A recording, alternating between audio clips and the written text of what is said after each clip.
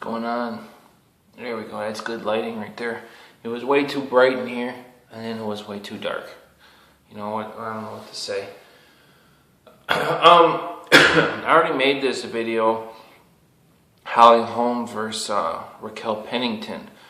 My thoughts on that, and then the fight didn't happen. Well, now the fight's gonna happen. But my thoughts on it have changed a little bit. And in the video that I made before, I kind of just, I said that Raquel Pennington was basically someone who was just being thrown to Holm, for Holm to win, make her UFC debut, and move forward. And unfortunately, that's just how I saw it, and I don't really feel any different. But things have changed since then. Holm got injured. She's been inactive as in, well, she was hurt, and then she hasn't fought. I mean, she's training, obviously, but she hasn't fought. Raquel Pennington has fought, and she choked out Ashley Evans. So it's just more experience for Raquel Pennington. She's been more active. And Holm hasn't. So I had Holm kind of like here, and Raquel Pennington here.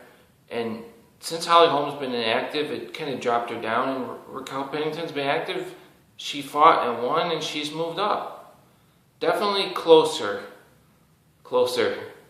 than they were before, in my opinion. So first of all, I like both these fighters. I kind of like them evenly. I wish the fight wasn't happening.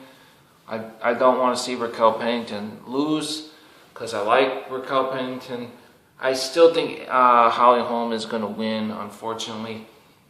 So, you know, that's my thoughts on that. But anyway, that's that. We also, coming up, if you're watching this fight, you probably know we've got Nick Diaz is going to fight Anderson Silva. We got that coming up. I made a video on that a long time ago on how I felt about that fight.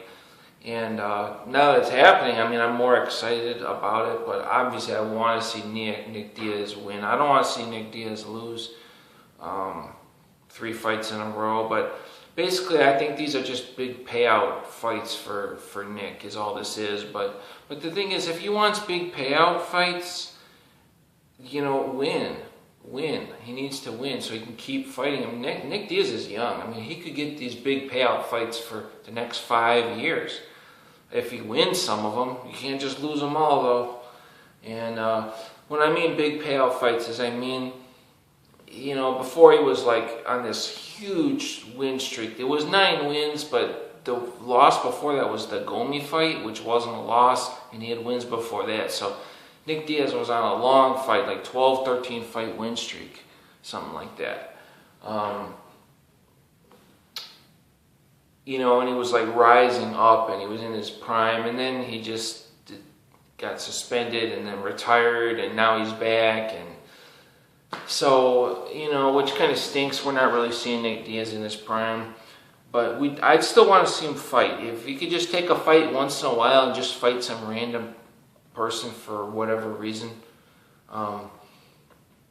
Why he's fighting Anderson Silva, I still don't, it's beyond me, other than it's 2 big names, but it doesn't make much sense to me. You could have thrown Anderson Silva in there against just some schmo and let him just beat that guy up, and then throw Nick Diaz in there against some schmo. We would have two fights that we want to see, and let them get back in the swing of things. You know, I don't understand what's the point of this fight. I said that before, and it still doesn't make any sense to me. I'm going off on a rant now, but I may as well, because, you know, when I get going, I get going, like, and it starts to make more sense, I guess. But you know, if Nick Diaz beats Anderson Silva, then he was over the hill. Anderson Silva was over the hill, so it has no meaning. And if Anderson Silva beats Nick Diaz, it's like, well, Nick Diaz he's retired, and, you know, he's a way smaller guy. I mean, there's really nothing to be gained. I mean, hopefully it's going to be an entertaining fight. But the thing was with both these fighters, are they ever not entertaining? Anderson Silva is always entertaining. Nick Diaz is always entertaining. I mean, the only way you take away the entertainment, I guess, is if they were to fight GSP. That guy he'll kill anybody's excitement. That's for sure. So yeah, those are upcoming fights that I'm excited about. And, you know, oh, I mean, obviously we got Conor McGregor and Dennis Siver. That's coming up next weekend. And I made a video on that too, and I still kind of stick by it. But since then, Conor McGregor has predicted a win in 2 minutes. I mean, that's just kind of stupid. But you know what? I think Conor McGregor feels like, in a fight, one guy gets punched, the other guy gets punched. It's just how it works. I mean, sometimes guys can barely get punched, but at some point, they get punched. And Conor McGregor, he's one of those guys, I think he feels like as soon as he hits you, that's it. It's a wrap. And if that's the case, I mean, I don't know what Dennis Siver is going to do. I think Dennis Siver should take Conor McGregor down. As soon as that fight starts, do a Chael Sonnen and GSP style takedown, because Dennis Siver is pretty good on the ground. And if it doesn't work, he's got his stand-up. Dennis Siver is a great stand-up fighter. And I mean, but really, that's what Dennis Siver needs to do, is take Conor McGregor down. And if Conor McGregor owns you on the ground, well, then get back up and stand. But we already know where Conor McGregor's stand-up game is. And there's a hole in Conor McGregor's game too. His chin is up, his hands are down, and he's back when he's doing that. He's away from the fighter, but the thing is that a habit like that, he's going to go to move back and drop his hands, do his thing. But I mean, look what happened to Anderson Silva. Anderson Silva does that type of stuff, and yeah, he's moving, but he thinks he's a back and away, and yeah, Conor McGregor is. But the thing is, if you get caught by Dennis Siver, it could be the end of that. And Siver is everyone's always so short, but he's 5'7". He's not as short as he looks. He's so stocky, he looks like he's 4'11".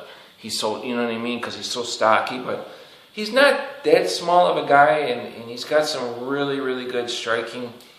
And there's a chance that this fight could go on for a few rounds. That's my prediction. I predict McGregor to win, but I think it's going to go at least into the second round. That's my thoughts on that. So anyway, I talked about this before, but these are fights that I actually care about or want to see. And some things have changed, and even my thoughts on Siver and all that. But Raquel Pennington, she's